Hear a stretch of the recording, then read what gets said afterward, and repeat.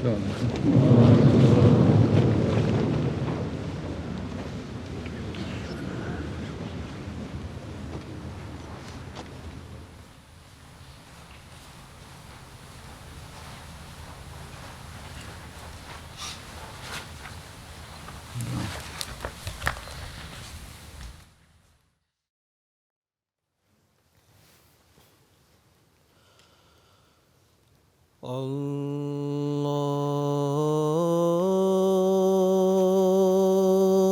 أكبر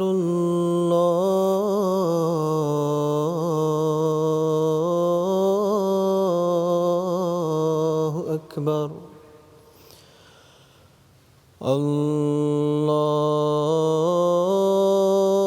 الله أكبر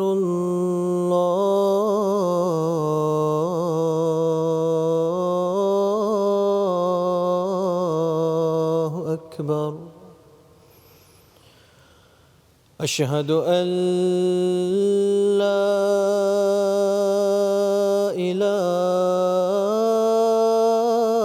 إله إلا الله أشهد أن لا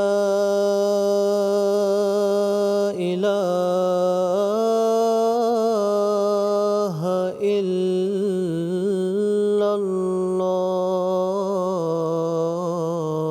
الله أشهد أن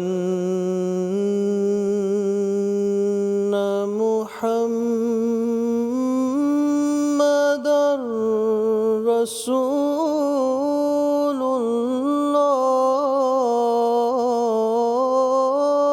الله أشهد أن محمدًا رسول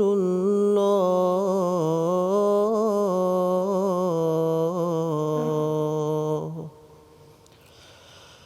حي على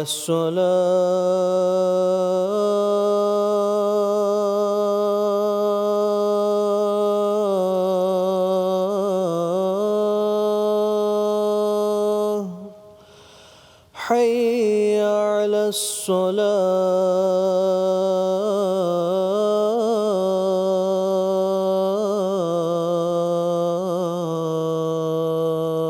الصلاة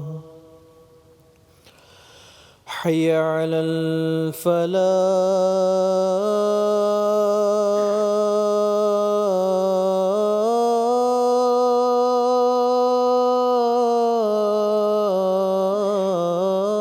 الفلاح حي على الفلاح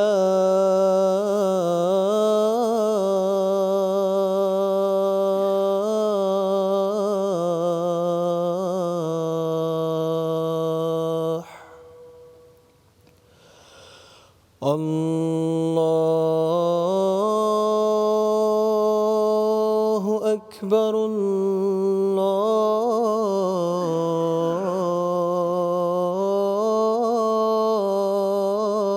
الله أكبر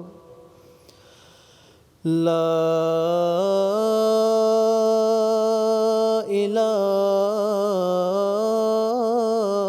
إله إلا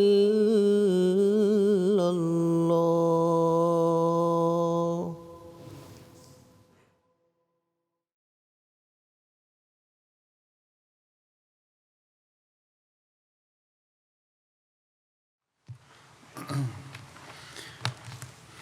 السلام عليكم ورحمة الله.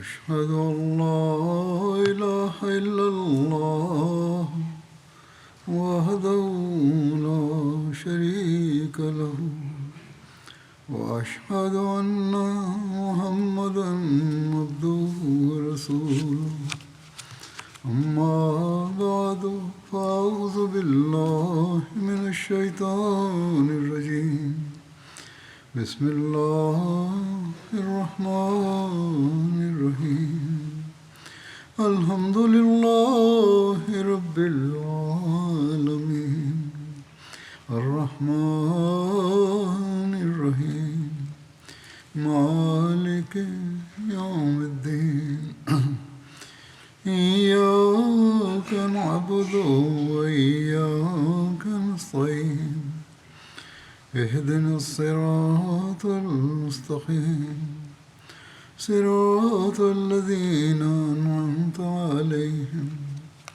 غير المغضوب عليهم ولا الضالين.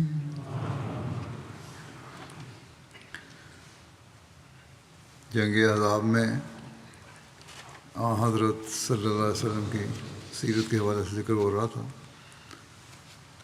گزشتہ خطبے میں کھانے میں برکت کا معجزہ بیان کیا تھا میں نے. اسی طرح کا کھجوروں میں برکت کا بھی واقعہ ملتا ہے. لکھا ہے کہ تھوڑی سی کھجوریں جو تمام خندق کھودنے والوں نے کھائیں. اس کی تفصیل اس طرح بیان ہوئی ہے کہ غزوہ خندق کے موقع کی ایک روایت ہے. حضرت بشیر بن سعد کی بیٹی بیان کرتی ہیں کہ میری ماں امرہ بنت رواحہ نے میرے کپڑوں میں تھوڑی سی کھجوریں دے کر کہا کہ بیٹی یہ اپنے باپ اور ماموں کو دے آؤ اور کہنا یہ تمہارا صبح کا کھانا ہے. وہ کہتی ہیں میں ان کھجوروں کو لے کر چلی اور اپنے والد اور ماموں کو ڈھونڈتی ہوئی رسول اللہ صلی اللہ علیہ وسلم کے پاس سے گزری تو رسول اللہ صلی اللہ علیہ وسلم نے فرمایا اے لڑکی یہ تیرے پاس کیا چیز ہے؟ میں نے عرض کیا یا رسول اللہ صلی اللہ علیہ وسلم یہ کھجوریں ہیں. میری ماں نے میرے والد بشیر بن سعد اور میرے ماموں عبداللہ بن رواحہ کے لیے بھیجی ہیں. رسول اللہ صلی اللہ علیہ وسلم نے فرمایا یہ لاؤ مجھے دے دو. میں نے وہ کھجوریں آپ صلی اللہ علیہ وسلم کے دونوں ہاتھوں میں رکھتیں. حضرت صلی اللہ علیہ وسلم نے ان کھجوروں کو ایک کپڑے پر ڈال دیا اور پھر ان کو ایک اور کپڑے سے ڈھانپ دیا اور ایک شخص سے فرمایا کہ لوگوں کو کھانے کے لیے بلا لو. چنانچہ تمام خندق کھودنے والے جمع ہو گئے اور ان کھجوروں کو کھانے لگے اور وہ کھجوریں زیادہ ہوتی گئیں یہاں تک کہ جب سب کھا چکے تو کھجوریں کپڑے کے کنارے سے نیچے گر رہی تھیں. کھانے میں برکت کے مزید واقعات بھی ہیں. عبید اللہ بن ابی بردہ سے روایت ہے. وہ روایت کرتے ہیں کہ عامر اشلیہ نے رسول اللہ صلی اللہ علیہ وسلم کی خدمت میں ایک برتن بھیجا جس میں حیض تھا. حیض ایسا کھانا ہے جو کھجور اور گھی اور پنیر سے بنایا جاتا ہے. آپ صلی اللہ علیہ وسلم اپنے خیمے میں حضرت ام سلمہ کے پاس تھے. حضرت ام سلمہ نے اپنی ضرورت کے مطابق اس سے کھایا. پھر رسول اللہ صلی اللہ علیہ وسلم نے اس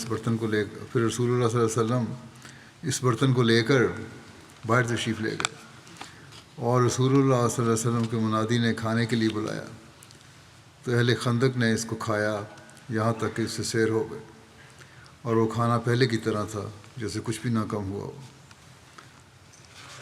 حضرت اقدس مسیح موعود علیہ السلام سالک کے مقام کا ذکر کرتے ہوئے کہ جہاں وہ خدا کا اس قدر قرب حاصل کر لیتا ہے کہ جیسے آگ لوہے کے رنگ کو اپنے نیچے ایسے چھپا لیتی ہے کہ ظاہر نظر میں بجوز آگ کے کچھ نظر نہیں آتا، اور جس کو لقاء کا مرتبہ کہا جاتا ہے اس کا ذکر کرتے ہوئے آپ فرماتے ہیں کہ اس درجہ لقاء میں تعریف بیان کرتے ہیں سالک کی اور ان کو لقاء ملتا ہے ان کی. پھر آپ فرماتے ہیں کہ اس درجہ لقاء میں بعض اوقات انسان سے ایسے امور صادر ہوتے ہیں کہ جو بشریت کی طاقتوں سے بڑے ہوئے معلوم ہوتے ہیں اور الہی طاقت کا رنگ اپنے اندر رکھتے ہیں.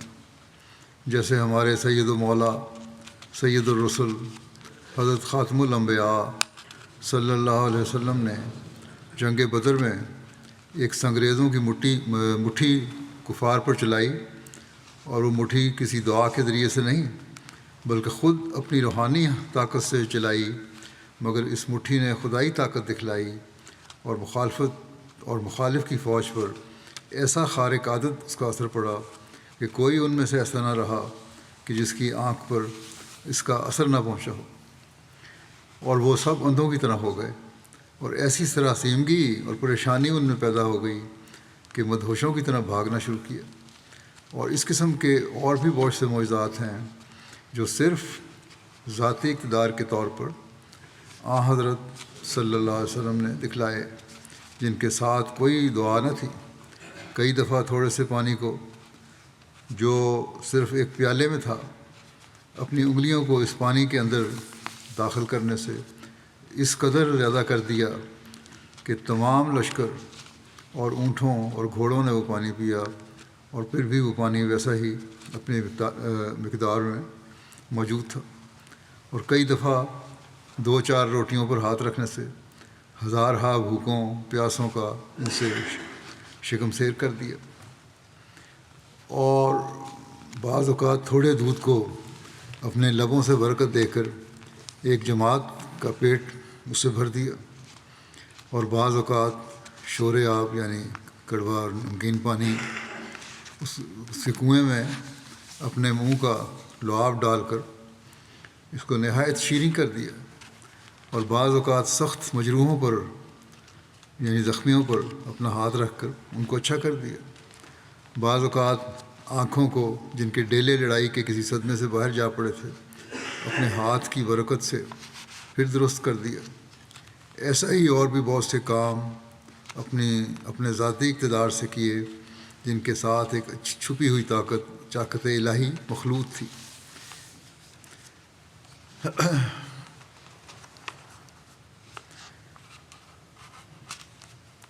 خندق کی کھدائی کے دوران منافقوں اور مومنوں کی حالت کا بیان بھی ہوا ہے۔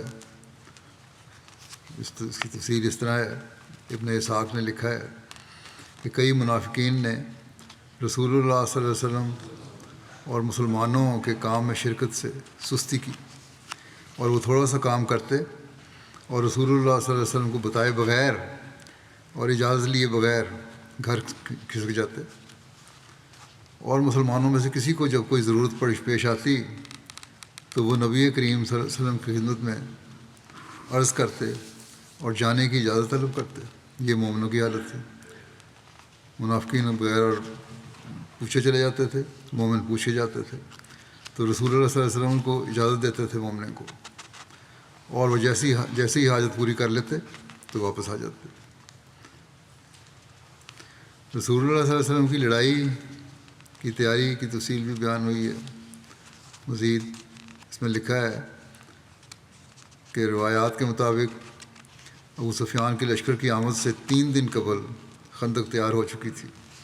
اب منصوبے کے مطابق خندق میں کام کرنے والے بچوں اور نوجوانوں کو بھی ان قلعوں کی طرف بھیج دیا گیا جہاں عورتوں کو حفاظت کی غرض سے منتقل کیا گیا تھا۔ البتہ جن کی عمر 15 سال تھی ان کو اجازت دی گئی کہ چاہیں تو یہاں رہیں، چاہیں تو واپس قلعوں میں چلے جائیں۔ ایسے جن نوجوانوں کو جنگ میں شامل ہونے کی اجازت دی گئی، ان میں حضرت عبداللہ بن عمر، حضرت زید بن ثابت، حضرت ابو سعید خدری اور حضرت برا بن عازب شامل تھے۔ ابن ہشام کے قول کے مطابق مدینے پر اپنا نائب ابن ام مکتوم کو بنایا آن صلی اللہ علیہ وسلم نے، اور آپ صلی اللہ علیہ وسلم نے صلا پہاڑ کے سامنے پڑاؤ ڈالا۔ صلا جو ہے یہ مدینے کے شمالی جانب ایک پہاڑ ہے جو آج کل مسجد نبوی سے تقریباً 500 میٹر کے فاصلے پر ہے، یہ بیان کیا جاتا ہے۔ اس پہاڑ کو اپنے پیچھے رکھا اور خندق کو سامنے رکھا، اور آپ صلی اللہ علیہ وسلم کا لشکر بھی وہاں تھا، اور آپ صلی اللہ علیہ وسلم کے لیے چمڑے کا خیمہ لگایا گیا۔ مہاجرین کا جھنڈا حضرت زید بن حارثہ کو اور انصار کا جھنڈا حضرت سعد بن عبادہ کو دیا گیا۔ مسلمانوں کی تعداد کے بارے میں مورخین کافی مختلف روایت بیان کرتے ہیں۔ کسی کے نزدیک یہ تعداد 900 سے زائد نہیں تھی، اور کسی کے نزدیک 700 تھی، کسی کے نزدیک 2000 اور کسی کے نزدیک 3000 تھی۔ مختلف جگہ مختلف بیان ہیں تعداد کے مسلمانوں کی۔ مورخین کو اس تعداد کے بیان میں کافی مشکل کا سامنا کرنا پڑا ہے۔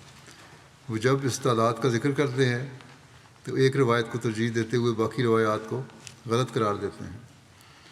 لیکن حضرت مسلم موعود رضی اللہ عنہ کمال فراست سے کسی کو بھی غلط کہنے کی بجائے ان تمام روایات کی تطبیق کرتے ہوئے بیان فرماتے ہیں، آپس میں آگے دوسرے سے مطابقت رکھتے ہیں۔ کس طرح؟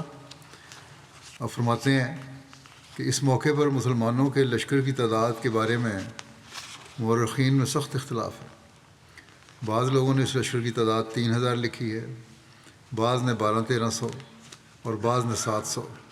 یہ اتنا بڑا اختلاف ہے کہ اس کی تعویل بظاہر مشکل معلوم ہوتی ہے اور مورخین اسے حل نہیں کر سکے، لیکن میں نے اس کی حقیقت کو پا لیا ہے، اور وہ یہ کہ تینوں قسم کی روایتیں درست ہیں۔ یہ بتایا جا چکا ہے کہ جنگ احد میں منافقین کے واپس آ جانے کے بعد مسلمانوں کا لشکر صرف 700 افراد پر مشتمل تھا۔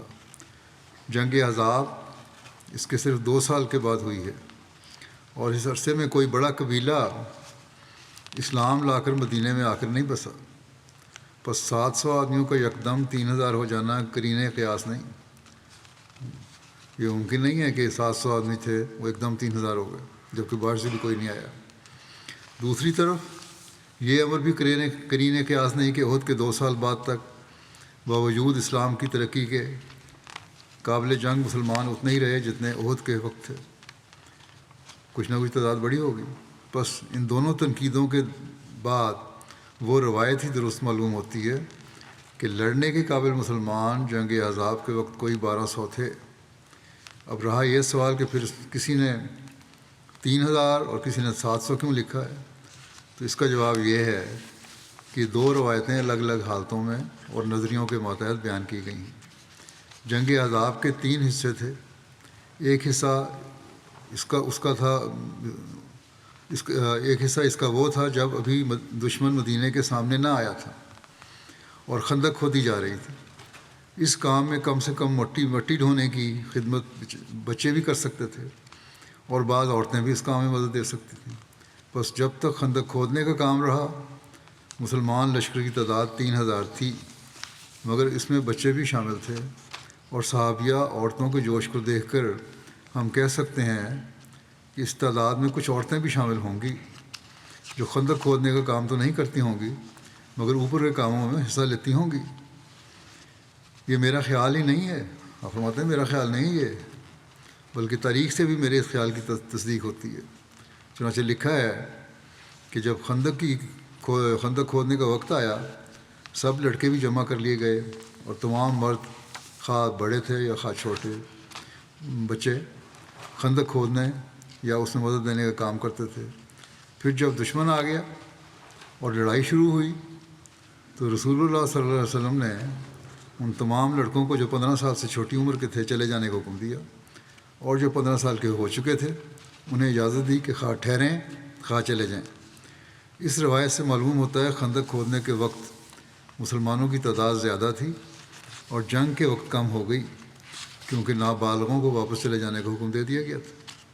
بس جن روایتوں میں 3000 کا ذکر آتا ہے وہ خندق کھودنے کے وقت کی تعداد بتاتی ہے، جس میں چھوٹے بچے بھی شامل تھے، اور جیسا کہ میں نے دوسری جنگوں پر قیاس کر کے نتیجہ نکالا ہے کچھ عورتیں بھی تھیں، کیونکہ باقی جنگوں کی روایات میں ملتا ہے نا عورتیں شامل ہوتی تھیں۔ لیکن 1200 کی تعداد اس وقت کی ہے جب جنگ شروع ہو گئی اور صرف بالغ مرد رہ گئے۔ اب رہا یہ سوال کہ تیسری روایت جو 700 سپاہی بتاتی ہے کیا وہ بھی درست ہے؟ 3000 سے 1200 تک مان لیا، اب یہ دیکھنا ہے کہ 700 والی روایت بھی درست ہے۔ تو اس کا جواب یہ ہے کہ یہ روایت ابن اسحاق مورخ نے بیان کی ہے، جو بہت معتبر مورخ ہے، اور ابن حزم جیسے زبردست عالم نے اس کی بڑے زور سے تصدیق کی ہے۔ بس اس کے بارے میں بھی شبہ نہیں کیا جا سکتا، یہ بھی صحیح ہوگی۔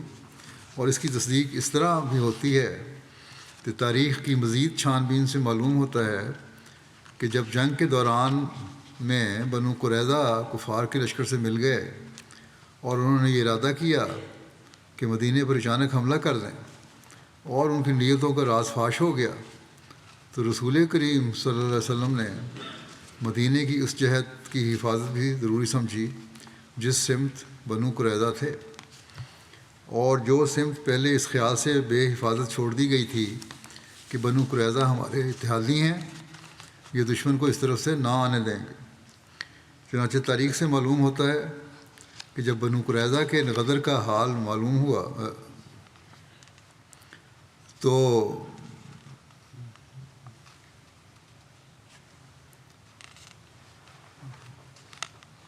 علیحدگی کا حال جو معلوم ہوا تو چونکہ دھوکے کا حال جو معلوم ہوا تو چونکہ مستورات بنو قریظہ کے اعتبار پر اس علاقے میں رکھی گئی تھیں جدھر بنو قریظہ کے قلعے تھے اور وہ بغیر حفاظت تھیں، رسول کریم صلی اللہ علیہ وسلم نے اب ان کی حفاظت ضروری سمجھی اور 2 لشکر مسلمانوں کو تیار کر کے عورتوں کے ٹھہرنے کے دونوں حصوں پر مقرر فرمائے۔ مسلمہ ابن اسلم کو 200 صحابہ دے کر ایک جگہ مقرر کیا اور زید بن حارثہ کو 300 صحابہ دے کر دوسری جگہ مقرر کیا، اور حکم دیا کہ تھوڑے تھوڑے وقفے کے بعد بلند آواز سے تکبیر کہتے رہا کریں تاکہ معلوم ہوتا رہے کہ عورتیں محفوظ ہیں۔ اس روایت سے ہماری یہ مشکل کہ 700 سپاہی جنگ خندق میں ابن اسحاق نے کیوں بتائے ہیں یہ حل ہو جاتی ہے، کیونکہ 1200 سپاہیوں میں سے جب 500 سپاہی عورتوں کی حفاظت کے لیے بھجوا دیے گئے تو 1200 کا لشکر صرف 700 کا رہ گیا، اور اس طرح جنگ خندق کے سپاہیوں کی تعداد کے متعلق جو شدید اختلاف تاریخوں میں پایا جاتا ہے وہ حل ہو گیا۔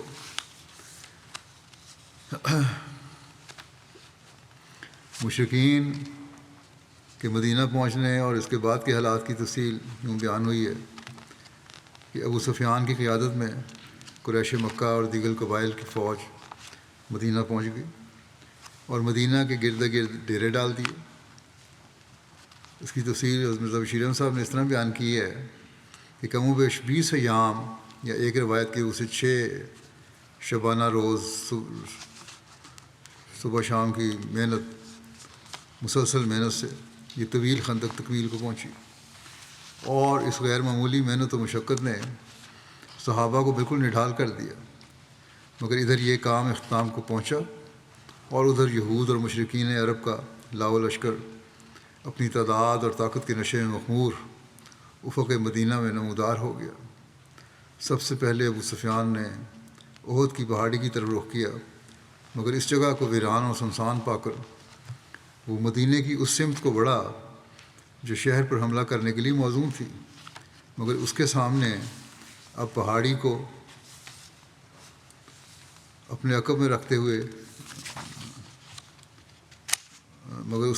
اب خندق کھودی گئی تھی۔ جب کفار کا لشکر اس جگہ پہنچا تو خندق کو اپنے رستے میں حائل پا کر سب لوگ حیران اور پریشان ہو گئے اور اس بات پر مجبور ہوئے کہ خندق کے پار کھلے میدان میں ڈیرے ڈال دیں۔ دوسری طرف لشکر کفار کی آمد کی خبر پا کر حضرت صلی اللہ علیہ وسلم بھی 3000 مسلمانوں کو ساتھ لے کر شہر سے نکلے اور خندق کے پاس پہنچ کر شہر اور خندق کے درمیان صلا پہاڑی کو اپنے عقب میں رکھتے ہوئے ڈیرے ڈال دیے،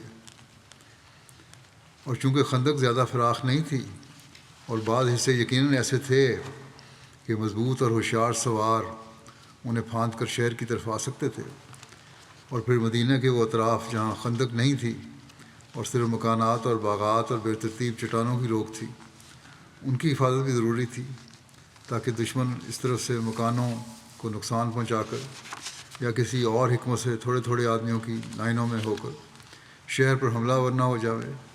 اس لیے حضرت صلی اللہ علیہ وسلم نے صحابہ کو مختلف دستوں میں منقسم کر کے خندق کے مختلف حصوں پر اور مدینہ کی دوسری اطراف میں مناسب جگہوں پر پہرے کی چوکیاں قائم فرما دیں، اور تاکید فرمائی کہ دن ہو یا رات کسی وقت میں یہ پہرا سست یا غافل نہ ہونے پائے۔ دوسری طرف جب کفار نے یہ دیکھا کہ بوجہ خندق کی روک کے کھلے میدان کی باقاعدہ لڑائی یا شہر پر عام دھاوے کا حملہ ناممکن ہو گئے ہیں تو انہوں نے بھی محاصرے کے رنگ میں مدینہ کا گھیرا ڈال لیا اور خندق کے کمزور حصوں سے فائدہ اٹھانے کا موقع تلاش کرنے لگے۔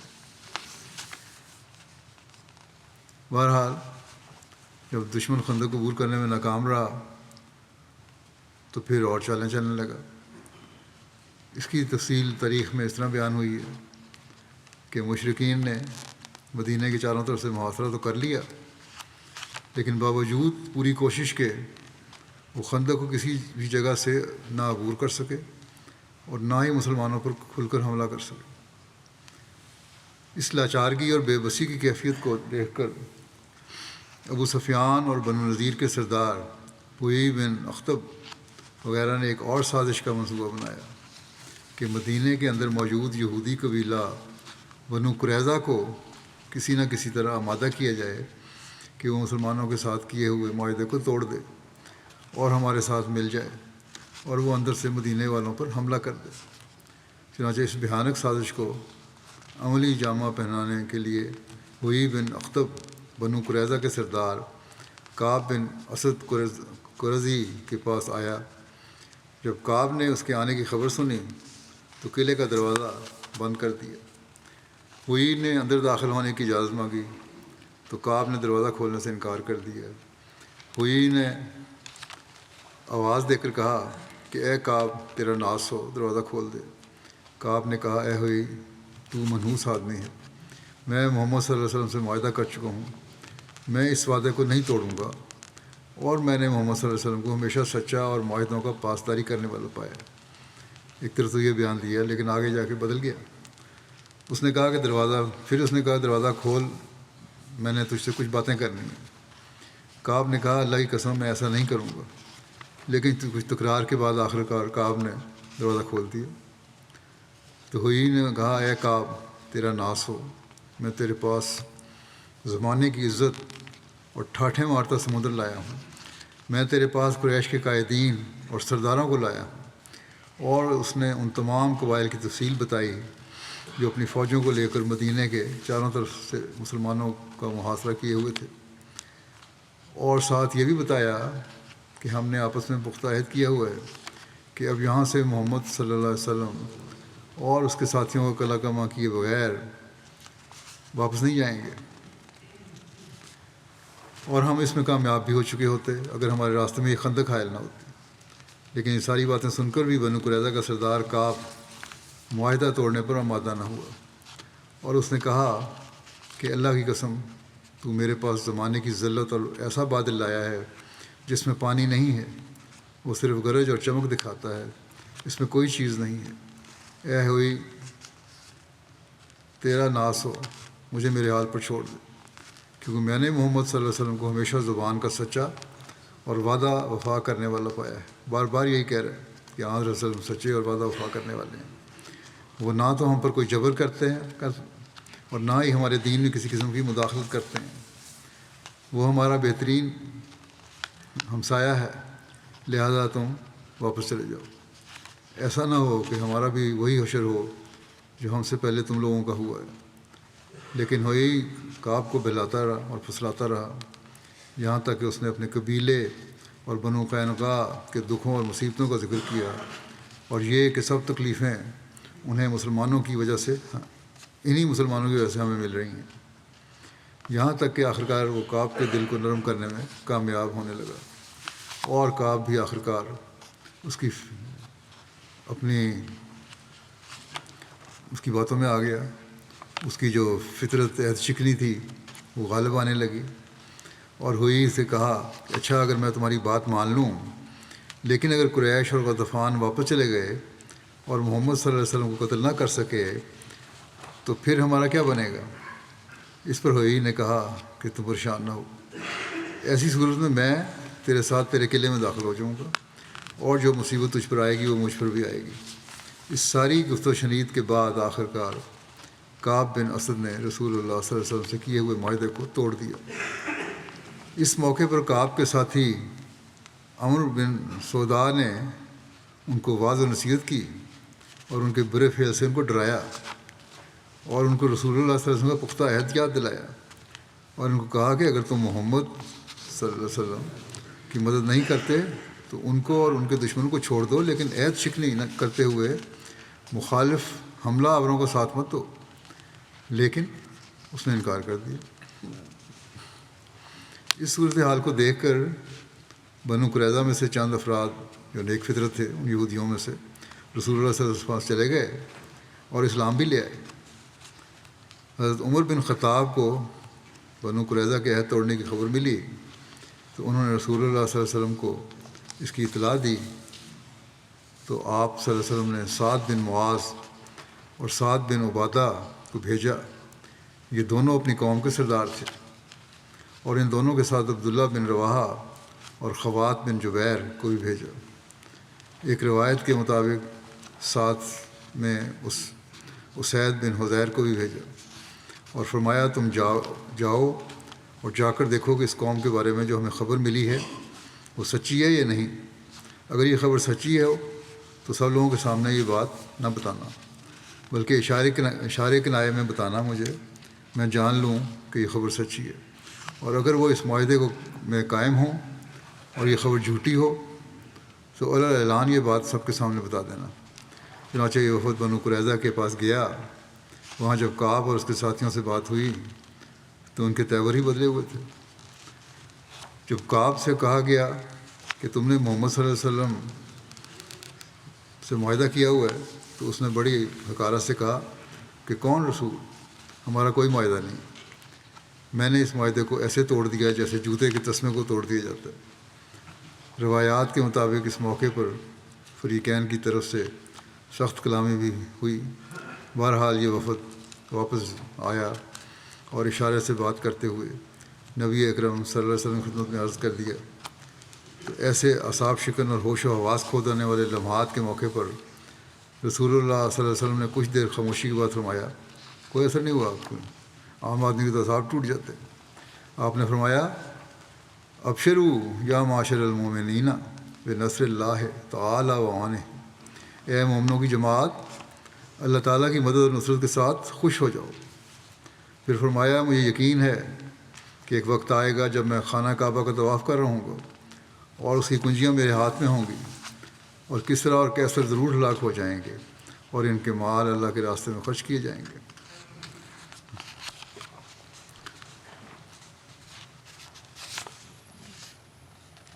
مرزا بشیر احمد صاحب نے بنو قریظہ کی غداری کے ضمن میں بیان کیا ہے، لکھتے ہیں کہ ابو سفیان نے یہ چال چلی کہ کبھی قبیلہ بنو نذیر کے یہودی رئیس حویئی بن اخطب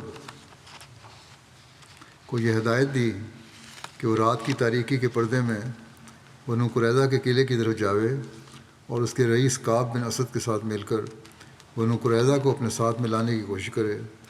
چنانچہ حویئی بن اخطب موقع لگا کر کعب کے مکان پر پہنچا۔ شروع میں تو کعب نے اس کی بات سننے سے انکار کیا اور کہا کہ محمد صلی اللہ علیہ وسلم کے ساتھ ہمارے عہد و پیمان ہیں، اور محمد صلی اللہ علیہ وسلم نے ہمیشہ اپنے عہد و پیمان کو وفاداری کے ساتھ نبھایا ہے، اس لیے میں اس سے غداری نہیں کر سکتا۔ مگر حویئی نے اسے ایسے سبز باغ دکھائے اور اسلام کی عنقریب تباہی کا ایسا یقین دلایا، اور اپنے اس عہد کو کہ جب تک ہم اسلام کو مٹا نہ لیں گے مدینہ سے واپس نہیں جائیں گے، اس شد و مت سے بیان کیا کہ بالآخر وہ راضی ہو گیا، اور اس طرح بنو قریظہ کی طاقت کا وزن بھی اس پلڑے کے وزن میں آ کر شامل ہو گیا جو پہلے سے ہی بہت جھکا ہوا تھا۔ یعنی کافروں کی تعداد پہلے بہت زیادہ تھی، ان میں ایک اور وزن پڑ گیا ان کا، منافقوں کا، یہودیوں کے عہد شکنی کا۔ حضرت صلی اللہ علیہ وسلم کو جب بنو قریظہ کی اس خطرناک غداری کا علم ہوا تو آپ نے پہلے تو 2-3 دفعہ خفیہ زبیر بن العوام کو دریافت حالات کے لیے بھیجا، اور پھر باضابطہ طور پر قبیلہ اوس و خزرج کے رئیس سعد بن معاذ اور سعد بن عبادہ اور بعض دوسرے بااثر صحابہ کو ایک وفد کے طور پر بنو قریظہ کی طرف روانہ فرمایا، اور ان کو یہ تاکید فرمائی کہ اگر کوئی تشویشناک خبر ہو تو واپس آ کر اس کا برملا اظہار نہ کریں، بلکہ اشارے کنایے سے کام لیں تاکہ لوگوں میں تشویش نہ پیدا ہو۔ جب یہ لوگ بنو قریظہ کے مساکن میں پہنچے اور ان کے رئیس کعب بن اسد کے پاس گئے تو وہ بدبخت ان کو نہایت مغرورانہ انداز سے ملا، اور سعدین کی طرف سے معاہدہ کا ذکر ہونے پر وہ اور اس کے قبیلے کے لوگ بگڑ کر بولے کہ جاؤ، محمد صلی اللہ علیہ وسلم اور ہمارے درمیان کوئی معاہدہ نہیں۔ یہ الفاظ سن کر یہ وفد وہاں سے اٹھ کر چلا آیا، اور سعد بن معاذ اور سعد بن عبادہ نے حضرت صلی اللہ علیہ وسلم کی خدمت میں حاضر ہو کر مناسب طریقے پر حضرت صلی اللہ علیہ وسلم کو حالات سے اطلاع دی۔ بعض لوگ ہمارے نوجوان بھی سوال کر دیتے ہیں غیروں کی باتیں سن کے کہ بنو قریظہ پہ تو کیوں یہ ظلم کیا گیا؟ انہوں نے معاہدہ توڑا تھا، اس لیے ان کو ان کی سزا دی گئی تھی، کوئی ظلم نہیں تھا جو حضرت صلی اللہ علیہ وسلم تو ہو۔ بہرحال اس بارے میں مزید تفصیل بھی ہے، اور حضرت مسلم موعود نے بھی بڑی تفصیل سے بیان کیا ہے، اس کا بیان انشاءاللہ آئندہ کروں گا۔ آج سے خدام الاحمدیہ کا اجتماع بھی شروع ہو رہا ہے، خدام اس سے بھرپور فائدہ اٹھانے کی کوشش کریں۔ گو کہ موسم کی پیشگوئی یہی ہے کہ شاید بارشیں ہوتی رہیں، لیکن بہر اللہ تعالیٰ فضل فرمائے اور آرام سے پروگرام ان کے ہو جائیں۔ ان دنوں میں روحانی اور علمی معیاروں کو بڑھانے کی بھی کوشش کریں۔ خدام جن دعاؤں اور درود کی طرف میں نے تحریک کی طرف توجہ دلائی تھی اور اس کی تحریک کی تھی، ان دنوں میں اس طرف بھی خاص توجہ رکھیں اور ہمیشہ دہراتے رہیں۔ اللہ تعالیٰ ہر قسم کے شیطانی حملے سے ہر ایک کو بچائے۔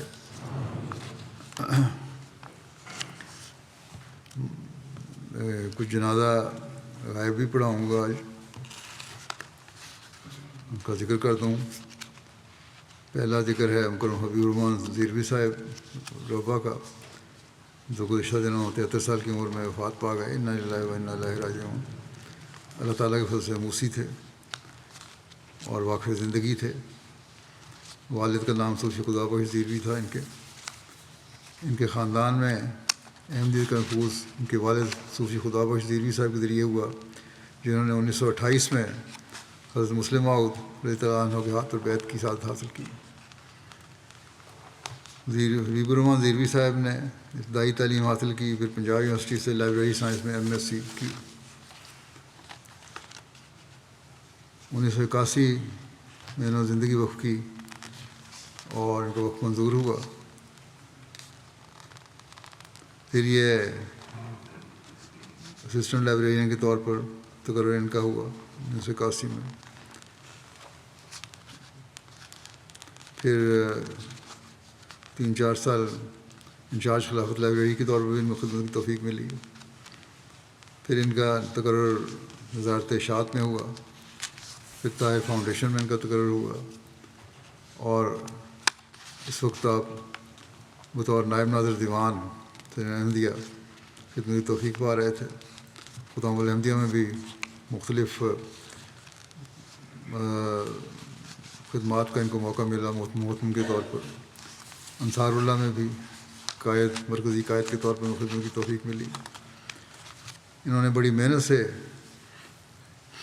حضرت مسلم موعود کی بیان فرمودہ سیرت حضرت مسیح موعود کو مختلف کتابوں سے یکجا کر کے ایک کتاب بھی مرتب کی، جو تذکار مہدی کے نام سے شائع ہو چکی ہے۔ اس کے علاوہ متعدد مسودات پر یہ کام کر رہے تھے، جن میں سے مختلف مراحل میں کچھ اللہ تعالیٰ نے ان کو ایک بیٹے اور 2 بیٹیوں سے نوازا۔ خلافت کے ساتھ بڑا تعلق تھا ان کا، بڑے خاموش طبع اور اپنے کام سے کام رکھنے والے تھے۔ ان کے سپر جو بھی خدمت کی جاتی خود اچھی طرح نبھاتے، ہمیشہ وقف کا حق ادا کیا اور جنون سے کام کیا۔ بڑے مل نثار، خوش مزاج شخصیت کے مالک تھے۔ اللہ تعالیٰ ان سے مغفرت اور رحم کا سلوک فرمائے، ان کے بچوں کو بھی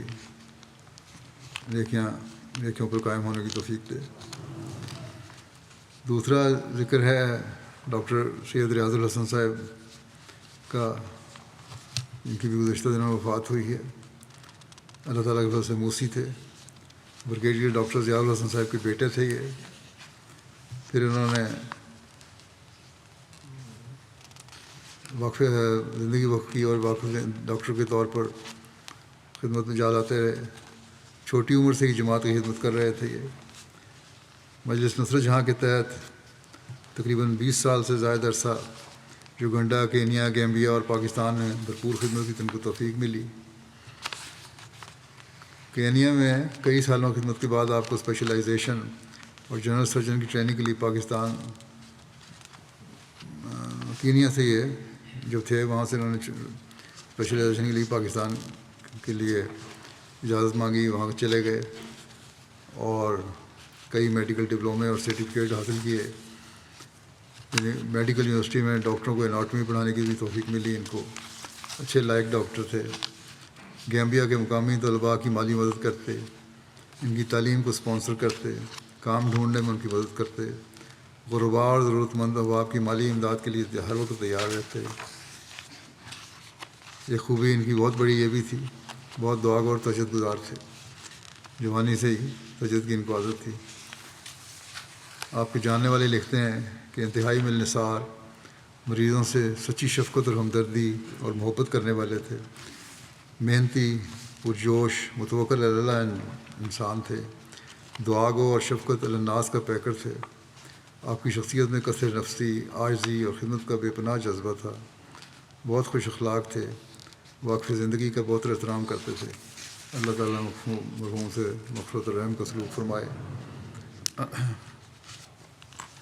تیسرا ذکر ہے مکرم پروفیسر عبدالجلیل صادق صاحب روبہ کا، جن کی گزشتہ دنوں 80 سال کی عمر میں وفات ہوئی. انا للہ و انا الیہ راجعون.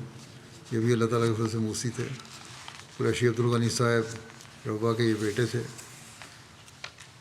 ان کے خاندان میں احمدیت ان کے دادا حضرت میاں قطب الدین صاحب گولے کی ضلع گجرات اور نانا حضرت مولوی محمد عثمان صاحب امیر جماعت ڈیرہ غازی خان کے ذریعے ہوا. جلیل صادق صاحب نے پولیٹیکل سائنس میں ایم اے کیا. پھر 1964 میں تعلیم اسلام کالج میں استاد مقرر ہوئے. 66 میں پھر انہوں نے ایم اے انگریزی کیا اور پھر باقاعدہ تقرر تعلیم اسلام کالج کے شعبہ انگریزی میں ہو گیا. مسلسل 39 سال تک باقاعدہ تدریس کی خدمت میں اجازت رہے.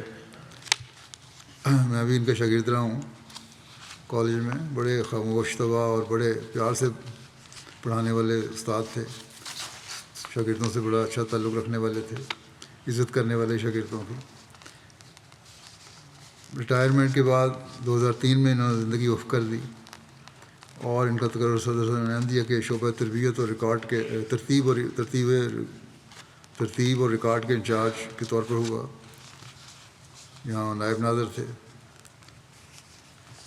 مجلس خدام الحمد نے بطور محتمم ان کو خدمت کی توفیق دلی مختلف جگہوں پر. صدر مجلس صحت پاکستان بھی تھے یہ. پھر یہ 1983 سے یہ مرکزی قضاء میں پاکستان میں قاضی بھی تھے. اپنے محلے کی صدارت کی بھی ان کو توفیق ملی. 2 بیٹیاں اور ایک بیٹا ہے ان کا. ان کے بارے میں لکھنے والے کہتے ہیں اور بڑا صحیح کہتے ہیں کہ بڑے نفیس طبع درویش صفت انسان تھے. آپ اکثر خاموش رہنا پسند کرتے، لیکن جب بولتے تو ہمیشہ سوچ سمجھ کر اور ناپ تول کر اور جانچ کر بولتے تھے. کردار کے صاف ستھرے اور بردبار، کسی کے کام میں بے جا مداخلت نہ کرتے. جہاں ضرورت ہوتی اچھا مشورہ ضرور دیتے. نیک کاموں کی حوصلہ افزائی کرتے. کبھی کسی تکلیف پہنچتی تو شکوہ نہ کرتے. بڑے صابر شاکر اور کانے شخصیت کے مالک تھے. ضرورت مند احباب کی خاموشی اور پوشیدہ ہاتھ سے مستقل مالی امداد کرتے تھے. خلافت سے بڑا گہرا تعلق تھا. باقاعدہ خط لکھتے تھے. اپنے گھریلو تعلقات بھی بڑے ان کے خوشگوار تھے. گھر میں بھی، بیوی سے بھی، اور والدین کی خدمت کرنے والے، ان کا حق ادا کرنے والے. بلکہ ان کے بھائی لکھتے ہیں کہ بھائی بہنوں کا بھی بہت خیال رکھتے اور بڑا فرض سمجھ کر ان کی خدمت کرتے. اگلا ذکر ہے مکرم ماسٹر منیر احمد صاحب جھنگ کا. ان کی بھی گزشتہ دنوں 82 سال کی عمر میں وفات ہوئی ہے. انا للہ و انا الیہ راجعون. آپ بھی اللہ تعالیٰ کے فضل سے موسی تھے. ان کے والد میاں غلام محمد صاحب نے 1930 میں حضرت خلیفہ مسیح ثانی رضی اللہ عنہ کی بیعت کی تھی. ماسٹر صاحب پیدائشی احمدی تھے. خدام الحمدی اور انصار اللہ میں ان کو 40 سال خدمت کا موقع ملا، قائد ضلع رہے، ناظم ضلع رہے جھنگ کے، پھر چنور ضلع بنا تو وہاں کے بھی رہے. یہ بڑے مخلص اور فدائی خادم سلسلہ تھے اور نافع الناس موجود تھے. بطور پرائمری اسکول ٹیچر جھنگ میں ملازمت کی اور ہزاروں شاگرد ان کے ہیں جو ان کی بڑی عزت اور احترام کرتے ہیں. لوگوں کے بڑے کام آتے رہتے تھے سرکاری دفتروں میں جانے کے لیے، لوگوں احمدیوں کے خاص طور پہ کام کرتے، اور نہ صرف ان کی معاونت کرتے کام ہے بلکہ اپنے گھر لا کر ان کو مہمان نوازی بھی کرتے. تعلقات عامہ کا دائرہ بہت وسیع تھا، اور ان تمام تعلقات کو اب جماعت اور احباب جماعت کی خدمت کے لیے وہ استعمال کرتے تھے. یہ نہیں کہ ذاتی فائدہ اٹھایا. اسیران خواہ وہ جماعتی اسیران ہوں یا غیر جماعتی، ان کی بہبود اور خدمت کے لیے کمر بستہ رہتے. جیل خانوں کے اہلکاروں سے آپ کے ذاتی مراسم تھے جن سے آپ جماعتی اسیران کی بہبود کا کام لیتے. جیلوں میں سہولتیں فراہم کرنے کے حوالے سے آپ کے وسیع روابط تھے. جب ہم جیل میں تھے تو میں اور میرے ساتھی، تو ہمیں بھی بڑی خدمت کی ہے اس عرصے میں، اور جیلرز سے ذاتی تعلقات کی وجہ سے اور بڑی سہولتیں بھی بعض ہمیں مہیا کرتیں جو عام قیدیوں کو مہیا نہیں ہوتیں. اور اللہ تعالیٰ کے فضل سے یہ نہیں ہے کہ کسی خاص آدمی کی خدمت کرنی ہے انہوں نے، چاہے وہ غریب احمدی ہے یا امیر ہے، ہر ایک کی خدمت کے لیے ہر وقت کمر بستہ رہتے تھے، اور عمومی طور پر بھی قیدیوں کی بہبود کے لیے کام کیا کرتے تھے. قادیان کے ساتھ بھی آپ کو بہت محبت تھی. تقریباً ہر سال آپ قادیان جاتے اور وہاں ڈیوٹیوں میں بھی شامل ہوتے. اپنے ضلع کے مرکزی نمائندگان جب دورے پہ جاتے ہیں ان کے ضلع میں، تو وہاں بھی ان کے ساتھ بھرپور تعاون کرتے. ان پر ایک مقدمہ بھی 1988 میں قائم ہوا تھا پامفلیٹ تقسیم کرنے کا، لیکن بعد میں وہ خارج ہو گیا. اللہ تعالیٰ مغفرت و رحم کا سلوک فرمائے، جان دولت فرمائے. اولاد نہیں تھی ان کی.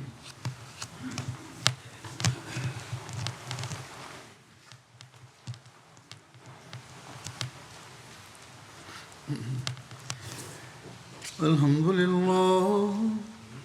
للہ نحمدہ ونستعینہ ونستغفرہ ونؤمن بہ ونتوکل علیہ ونعوذ باللہ من شرور انفسنا ومن سیئات اعمالنا من یہدہ اللہ فلا مضل لہ ومن يضلل فلا هادي له ونشهد أن لا إله إلا الله ونشهد أن محمدا عبده ورسوله. عباد الله رحمكم الله، إن الله يأمر بالعدل والإحسان وإيتاء ذي القربى وينهى عن الفحشاء والمنكر والبغي يعظكم لعلكم تذكرون. اذكروا الله يذكركم وادعوه يستجب لكم ولذكر الله أكبر.